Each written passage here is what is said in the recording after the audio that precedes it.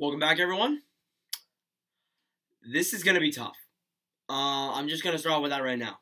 So, today the Chicago Blackhawks posted something on Twitter to all Blackhawks fans and basically announcing that they were on a rebuild.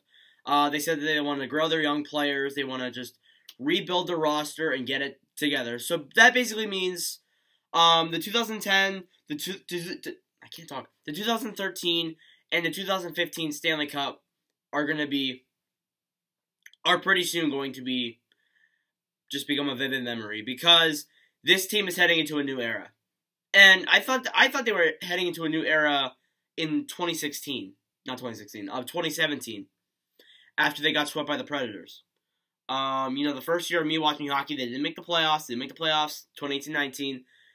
They lucked out and made the playoffs. They basically lucked out because of COVID and made the playoffs this season, but you can't technically call it the playoffs, I guess. I don't know, whatever you want to call it. But they did face Vegas, and they lost in 5 games. But this is going to be tough. Now, in usual rebuilds, like we're going to use the Rangers and the Senators rebuilds, for example. The Rangers rebuild, that lasted, I want to say, from 2017-18 to, I want to say, the middle of 2019-20. I think that was basically your whole rebuild there. So, that's what?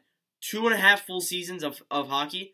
Now, the Ottawa Senators lasted from 2017, halfway through 2017-18, because I thought they played pretty well through the first half of there, to kind of now, to be honest.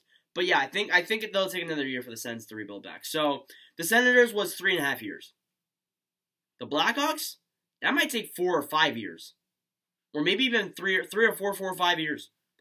I think that the 2020s are going to be very hard for them. Because with these teams, the difference between the Rangers and the Senators had a lot of cap space. They had a lot of players that they could trade out. Same with the Rangers. The Rangers had a lot of players they could just trade out and just get them out of there. The thing with the Blackhawks, there are guys you can trade, but you're going to have to take some salary back. Now, their top three salary cap hits are Patrick Kane with $10.5 million until 2023. Jonathan Toews with $10.5 million until 2023 as well.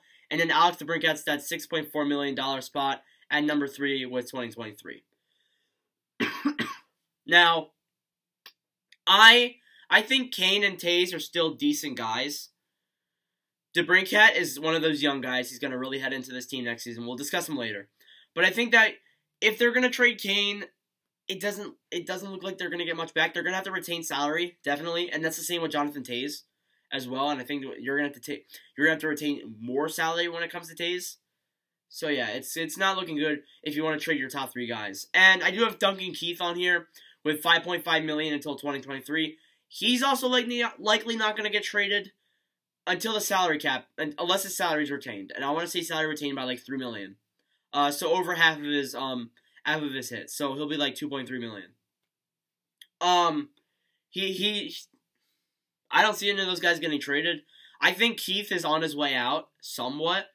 I think when his contract expires or they try to deal him out somehow, he's not coming back. And he might not even play in the NHL, too. He has not done... I guess he's lived up to the defensive core, but he has not put up much offensively. I mean, besides assists, he's had like 2 goals. 5 goals in the past 3 years. So, it's really been quiet offensive-wise from Duncan Keith. But he is a defenseman, so you can't say that...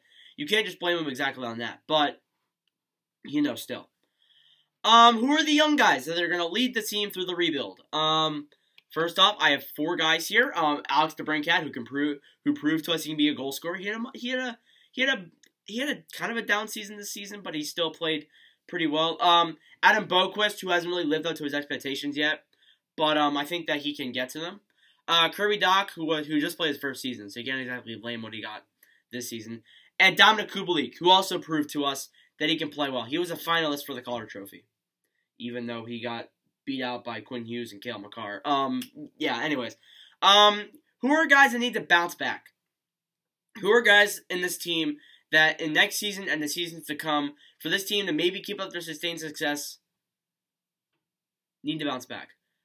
I only have one guy. And that one guy, and Blackhawks fans know what one guy I'm going to say right now. Dylan Strome. Ever since he came from Arizona in that Schmaltz trade, Strome played well in 2018-19 when he was acquired from that Nick Schmaltz trade to Arizona, and I thought that trade helped out Arizona as well. I think that was a win-win, kinda. And with that, this season he did not put up the numbers we thought. I didn't even think he was really gonna sign, to technically be honest with you. I thought they were gonna deal him. I thought they were gonna deal him at the deadline potentially because he just wasn't living up to expectations that hard. And I mean, I get it. Some guys have bad stretches, but he needs to bounce back next season. Or the Blackhawks, I think he's on his way out.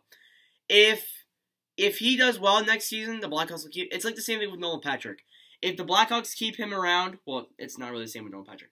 If Dylan Strome does well next season, the Blackhawks will keep him around. I think that they'll sign him for, a decent contract. If he doesn't play well next season, I think he would be dealt at maybe the deadline or maybe even the draft. We don't know. It's possible. The goaltending is what should scare Blackhawks fans. Honestly, if you're looking for a backup goaltender that's actually decent, don't look at free agency and don't really go on a trade for someone, because there's not really goaltenders out there that are really ready to be dealt. And the best goaltender in free agency right now is, I think, Ryan Miller, and then there's Craig Anderson for the other guy, but Anderson's going to retire at some point. I know it's coming. They lost Corey Crawford. That was probably one of their biggest guys, and that sucked that he left too. He kind of went through the misery that this team went through the past 3 years. Their goaltenders are Subban and Delia. Subban, he can play decent starter. He did that in Vegas, kind of. Or he can play a decent backup role if they get a goaltender somehow. And Delia, he's an AHL goaltender, so I don't expect him to put up the best numbers. So, I think what the Blackhawks should really focus on is trying to acquire draft picks. If they want this team to be better, draft picks are the way to go. I don't see them going out for some, high top-notch goal scorer until maybe the last year of the rebuild. Because this team is going to head into some misery years, and the Blackhawks aren't exactly used to that. Because I think the past few years they haven't really done too bad to miss the playoffs. So, it's going to be tough.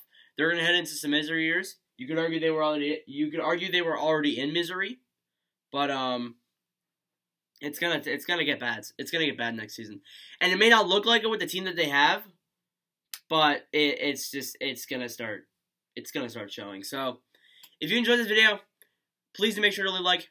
Blackhawks fans, let me know what you think about this in the comments below. Let me know if I did anything wrong, did anything right, basic stuff.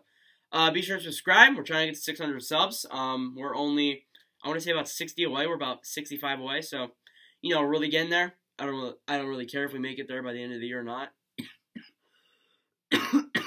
Again, apologies for my sickness. It's getting a lot better though, by the way.